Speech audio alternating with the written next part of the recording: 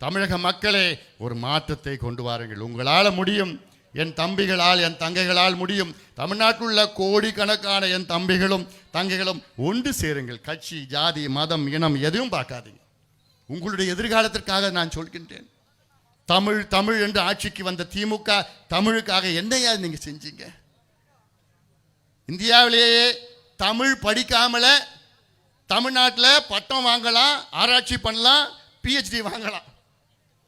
கேரளாவில் மலையாளம் படிக்காம பட்டம் வாங்க முடியாது.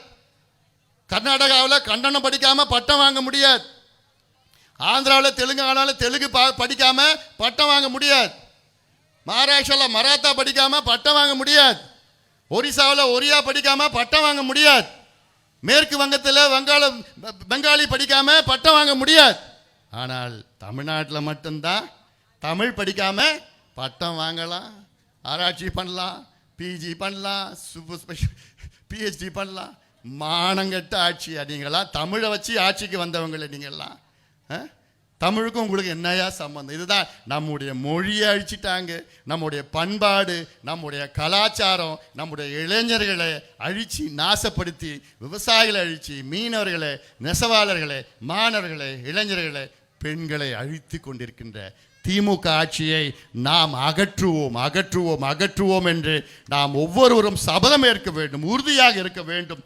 இவங்க பணமூட்டை எடுத்துட்டு வருவாங்க, ஆசை வார்த்தை சொல்லுவாங்க, பொய்யை சொல்லுவாங்க. பொய்யை தவிர வேற எதுவுமே இவங்களுக்கு தெரியாது. அந்த பொய் சொல்லி சொல்லி சொல்லியே உங்களை ஏமாத்திட்டு இருக்கிறாங்க. அந்த கடைசியாக நான் முடிச்சிடறேம்மா. பொய் அதாவதுமா, ஜெர்மனி நாட்டில், ஐரோப்பா ஜெர்மனி நாட்டில் ஒரு கொடூரமாக சர்வாதிகாரி ஹிட்லர்னு ஒருத்தர் இருந்தான்.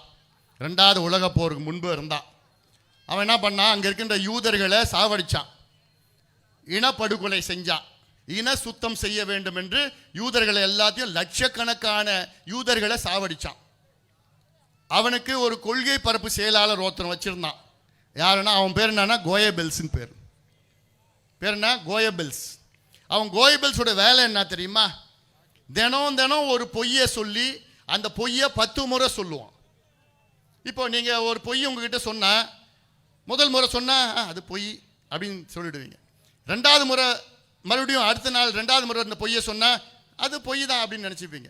3வது நாள் பொய்யை சொன்னால் மனசில் கொஞ்சம் லேசாக சந்தேகம் வரும். 4வது நாள் 5வது நாள் பார்த்தீங்கன்னா ஆமாம்பா உண்மையாக இருக்கலாம் அப்படின்னு வரும். 10வது நாள் 10 முறை அந்த பொய்யை சொன்னால் ஆமாம்பா அது உண்மைதான். இதுதான் கோயபெல்ஸ் பிரச்சாரம் சொல்லுறது. இது சைக்காலஜி தெரிஞ்ச எல்லாம் பண்ணுவாங்க, அந்த காலத்தில் செஞ்சிருக்கிறாங்க. ஆக இது பேர் கோயபெல்ஸ் பிரச்சாரம்.